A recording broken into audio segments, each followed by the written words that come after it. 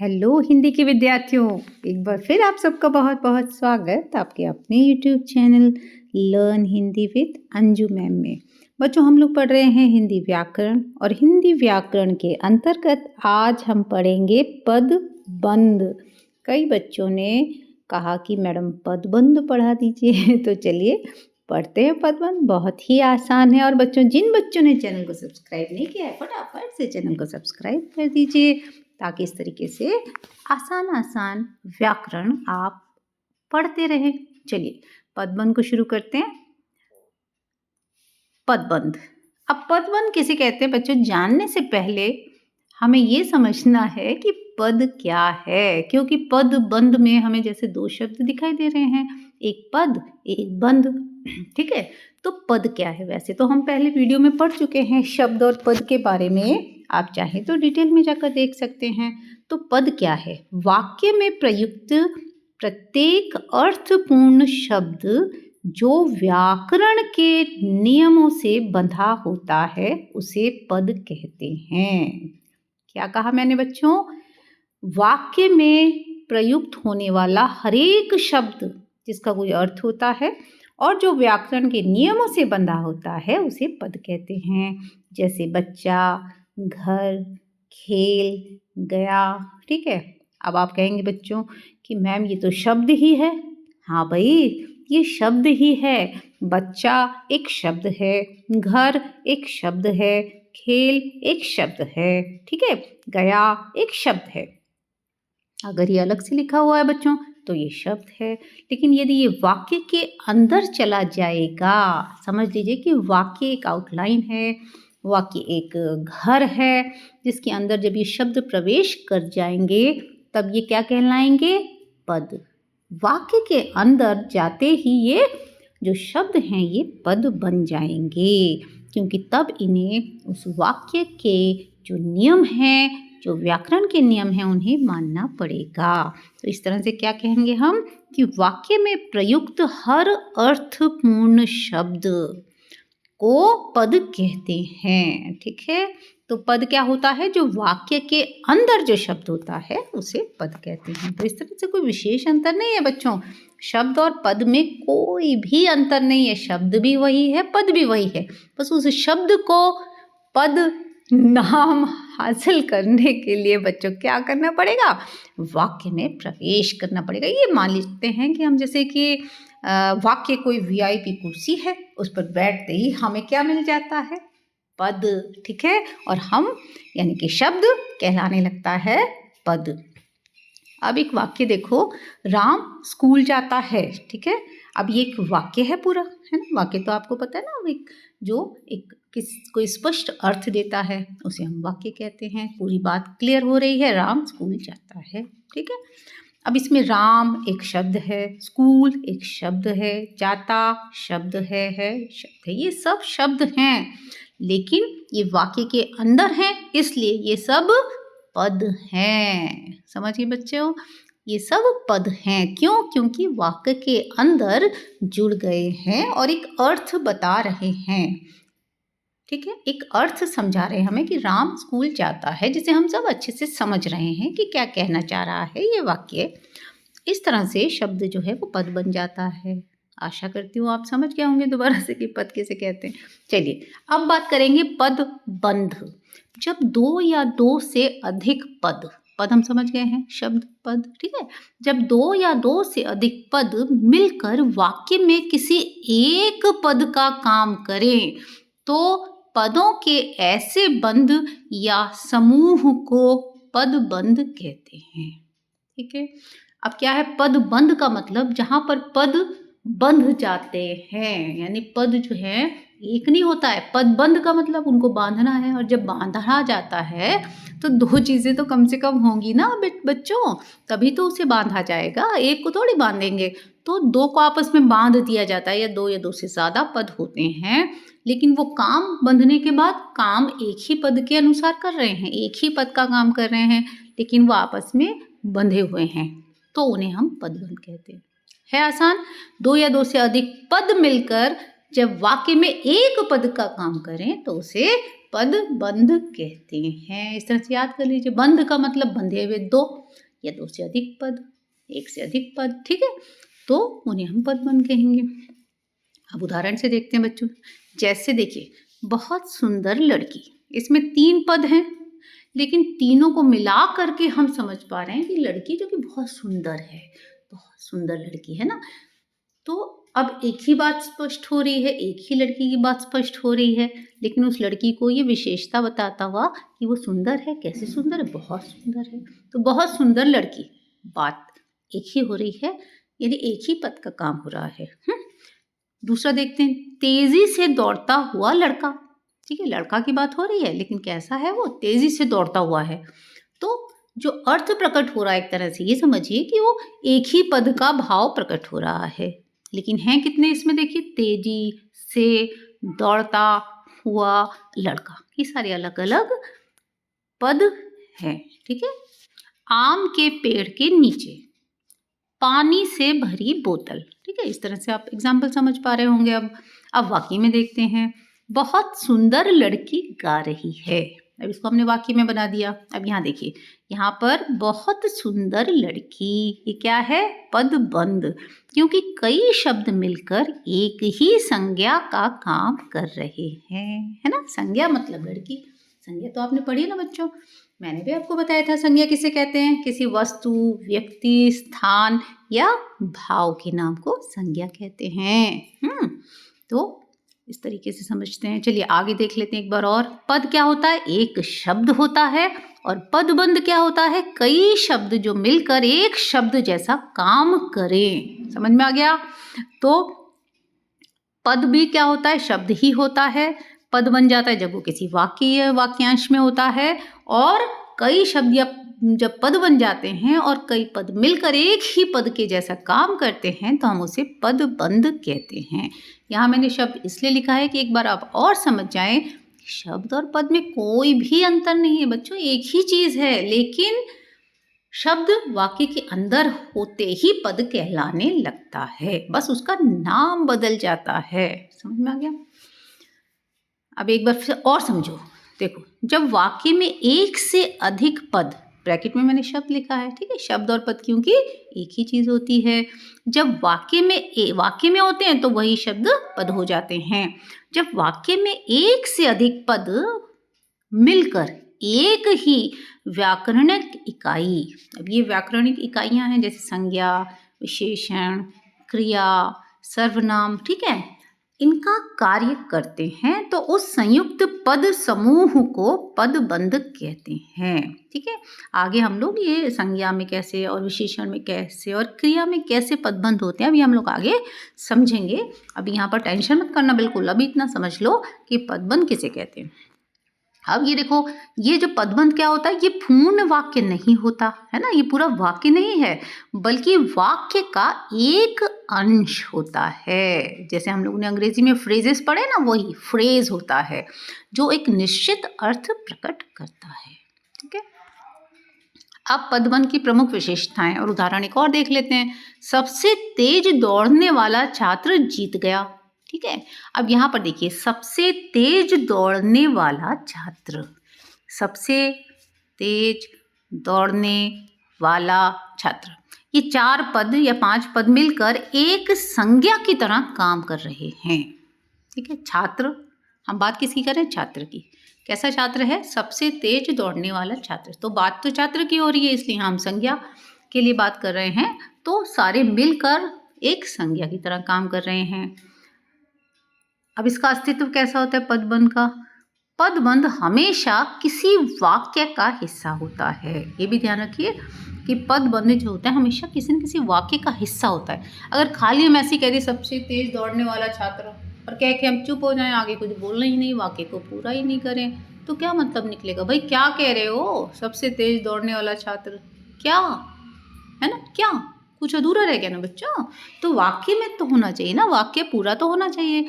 तो ये तो पदबंध है, लेकिन पदबंध को अकेला ही छोड़ दोगे, वाक्य में नहीं रखोगे, तो थोड़ा ना कोई अर्थ निकलेगा, है ना। अर्थ तो बता रहा है अपना, लेकिन पूर्णतः जो उसका अर्थ निकलना चाहिए उसे स्पष्ट नहीं कर रहा है। ये तो समझ में आ गया कि ये छात्र जो है सबसे तेज दौड़ने वाला है, लेकिन भाई साहब वो छात्र कर क्या रहा है, उसके बारे में कहना क्या है, ये तो तभी क्लियर होगा जब हम वाक्य में इसको रखेंगे। ठीक है। अब पदबंध के मुख्य भेद कौन कौन से होते हैं उसे देख लेते हैं। देखिए 5 भेद होते हैं। संज्ञा पदबंध, सर्वनाम पदबंध, विशेषण पदबंध, क्रिया पदबंध और क्रिया विशेषण पदबंध। ठीक है। संज्ञा, सर्वनाम, विशेषण, क्रिया विशेषण ये हमने पहले पढ़ा हुआ है। बाकी हम इसके भेद बताते हुए एक बार और इसको रिवाइज भी करते चलते हैं। ठीक है, चलिए आगे देखते हैं। अब हम एक एक को छोटे छोटे और साफ साफ उदाहरणों से समझते हैं। सबसे पहले लेते हैं संज्ञा पदबंध।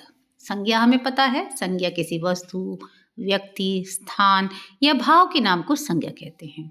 तो ऐसा पदबंध हम समझ गए हैं जो पद का जोड़ा या 2 से ज़्यादा पदबंध है ना, 2 से ज़्यादा शब्दों का समूह, उसे हम पदबंध कहते हैं, जो पूरे वाक्य में संज्ञा का काम करे। अब उसका जो काम प्रकट होगा ना, वो संज्ञा का काम वहाँ पर प्रकट होगा। अब उदाहरण देख लो, बहुत होशियार लड़का, किसकी बात हो रही है, लड़का की। बहुत होशियार लड़का जीत गया। ठीक है, तो बहुत होशियार लड़का ये पूरा का पूरा संज्ञा पदबंध कहलाएगा। समझ गए बच्चों। दूसरा वाक्य देखिए, परिश्रम करने वाले छात्र सदा सफल होते हैं। इसको हमने सदा सफल होते हैं करके वाक्य को पूरा किया। और परिश्रम करने वाले छात्र ये एक पदबंध है जिसे हम संज्ञा पदबंध कहेंगे, क्योंकि ये संज्ञा यानी कि छात्र के बारे में बात कर रहा है। क्लियर। अगला देखते हैं, लोहे की अलमारी में टंगा कोट उतार लाओ। ठीक है, कैसा कोट, जो लोहे की अलमारी में टंगा है। तो ये जो स्टार के अंदर मैंने रखा है ना, ये पूरा का पूरा संज्ञा पदबंध है। मेरा विद्यालय नगर का सर्वश्रेष्ठ विद्यालय है। ठीक है, तो मेरा विद्यालय के बारे में बता रहा, किसका विद्यालय, मेरा विद्यालय। तो ये पूरा मेरा विद्यालय पदबंध हो गया। कौन सा पदबंध हो गया, संज्ञा पदबंध। ठीक है बच्चों, चलिए अब दूसरा देखते हैं, सर्वनाम पदबंध। अब वही वाली बात है, सब में सेम ही है। संज्ञा पदबंध में पदबंध संज्ञा का काम करता है। सर्वनाम पदबंध में पदबंध सर्वनाम का काम करे। ठीक है, पूरे वाक्य में जो सर्वनाम का काम करे। और सर्वनाम किसे कहते हैं बच्चों, याद है, नहीं याद, चलो कोई बात नहीं।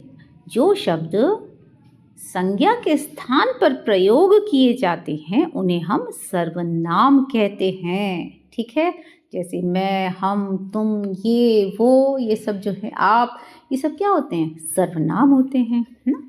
तो अब पहला उदाहरण देख लेते हैं, सच बोलने वाला मैं किसी से नहीं डरता। ठीक है, बड़ी आसानी से पहचान लो कि बच्चों सर्वनाम में किसी व्यक्ति का नाम नहीं होगा, उसकी जगह जैसे मैं, तुम, आप, है ना, कोई, कुछ, इस तरीके के जो शब्द होते हैं वो सर्वनाम का काम करते हैं। दूसरा देखते हैं, शेर की तरह दहाड़ने वाले तुम आज चुप क्यों बैठे हो। अब देखिए वाक्य पूरा हो रहा है, वाक्य के अंदर ही पदबंध को बिठाया गया है। और ये शेर की तरह दहाड़ने वाले तुम, अब ये तुम जो है ना, यहाँ सर्वनाम है। अब ये पूरा का पूरा पदबंध बन गया जिसमें तुम को ही स्पष्ट कर रहा है, कैसे हो तुम, शेर की तरह दहाड़ने वाले तुम। तो ये पूरा का पूरा पद मिलकर एक पदबंध बना रहे हैं जिसे हम सर्वनाम पदबंध कहेंगे। विदेश से आए मेहमानों में कुछ अच्छे वक्ता हैं। कौन अच्छे वक्ता हैं, कुछ लोग। कौन से लोग हैं वो कुछ, जो कि विदेश से आए मेहमान हैं। तो विदेश से आए मेहमानों में कुछ, ये हो गया सर्वनाम पदबंध। अगला देखिए, युद्ध में मर मिटने वाले आप सचमुच पुरस्कार के अधिकारी हैं। ठीक है, तो यहाँ आप जो है वो सर्वनाम है और युद्ध में मर मिटने वाली अलग अलग पद जोड़कर सर्वनाम पदबंध तैयार हो गया है। जो आप सर्वनाम को एक तरीके से उसको विशिष्ट बना रहा है, उसको स्पष्ट कर रहा है, और ये पदबंध है, पद जुड़ गए हैं। ठीक है, ये इसे हम सर्वनाम पदबंध कहेंगे बच्चों। आगे देखते हैं विशेषण पदबंध। अब विशेषण किसे कहते हैं, भूल गए हो क्या? चलो मैं बताती हूँ। जो शब्द संज्ञा या सर्वनाम की विशेषता बताते हैं, देखो विशेषण शब्द में ही पता है, विशेषता बताने वाले शब्द, उन्हें हम विशेषण कहते हैं। तो यहाँ पर क्या होगा, जो पदबंध किसी संज्ञा या सर्वनाम की विशेषता बताए। जो विशेषण होता है उसमें एक शब्द होता है जो संज्ञा या सर्वनाम की विशेषता बताता है, और पदबंध में जो पद का समूह होगा जो विशेषण का काम करेगा। देखिए उदाहरण देख लेते हैं। वह बहुत होशियार छात्र है ना। होशियार विशेषण हो गया, बहुत होशियार हमने कहा तो जोड़ दिया, ठीक है। तो दो पद जुड़ गए, बहुत होशियार छात्र है, तो ये हो गया विशेषण पदबंध। अब देखना बच्चों, इधर देखो, कोई कंफ्यूजन में मत आना। इधर देखिए, हम लोगों ने क्या करा था, संज्ञा पदबंध में भी बहुत होशियार लड़का लिखा था। यहाँ पर आप देखिए लड़का जो है पदबंध का हिस्सा है, बहुत होशियार लड़का, ठीक है। लड़का भी जुड़ जाएगा इसके अंदर तब ये संज्ञा होगा। यहाँ पर ये संज्ञा का काम कर रहा है, और यहाँ पर हमने क्या किया, वह बहुत होशियार छात्र है। यहाँ पर पदबंध केवल बहुत होशियार है, ठीक है। छात्र भी अगर इसके साथ जुड़ गया तो बहुत होशियार छात्र, फिर ये संज्ञा पदबंध की कैटेगरी में चला जाएगा बच्चों, है ना। एग्जाम में हमें इस तरीके से अंडरलाइन करके दिया होता है कि पदबंध बताइए, तब इस बात का आपको विशेष ध्यान रखना है। संज्ञा शब्द अगर पदबंध के अंदर ही जुड़ा हुआ है तो वो संज्ञा पदबंध होगा, और संज्ञा शब्द अगर बाहर है पदबंध से तो फिर वो संज्ञा की विशेषता बता रहा है, ऐसे में वो क्या होगा, विशेषण पदबंध। क्लियर है ना, ये पॉइंट क्लियर है, बहुत इंपॉर्टेंट पॉइंट है, ध्यान से समझ ले। एक बार और बता देती हूँ बच्चों, ये लिखा है वह बहुत होशियार छात्र है। अब मैंने इसको स्टार बनाए हैं ना, स्टार के अंदर बहुत होशियार यहाँ पर विशेषण पदबंध है। अगर ये स्टार छात्र के बाद लगा होता और लिखा होता बहुत होशियार छात्र है तो क्या हो जाता ये, तो ये हो जाता संज्ञा पदबंध, है ना। क्योंकि संज्ञा का जो शब्द है यानी छात्र, वो भी बहुत होशियार के अंतर्गत आ जाता, ऐसे में फिर ये संज्ञा पदबंध कहलाता। लेकिन अभी ये विशेषण पदबंध है, ठीक है। दूसरा इसी तरीके से देखते हैं। घर के बगीचे में लगा पेड़ गिर गया, ठीक है।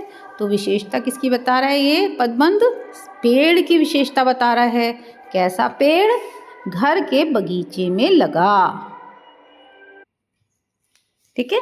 तो ये हो गया घर के बगीचे में लगा, ये हो गया पदबंध। कौन सा पदबंध, विशेषण पदबंध। अब अगला उदाहरण देखते हैं बच्चों। सड़क पार करता आदमी बस से टकरा गया। यहाँ पर आदमी जो है एक संज्ञा है, संज्ञा की विशेषता बता रहा है सड़क पार करता, तो ये हो गया विशेषण पदबंध। अगर एक ही शब्द होता तो विशेषण होता, ठीक है। कैसा आदमी, सड़क पार करता, तो यहाँ तीन शब्द जुड़ के वाक्य में जो है ये तीन पद हो गए, वाक्य में हो गए ये शब्द, तो ये पद कहलाने लगे, और ये तीन पद जुड़ गए तो ये पदबंध हो गया, और ये आदमी को विशेषता बता रहा है तो ये हो गया विशेषण पदबंध। सड़क पार करता आदमी बस से टकरा गया।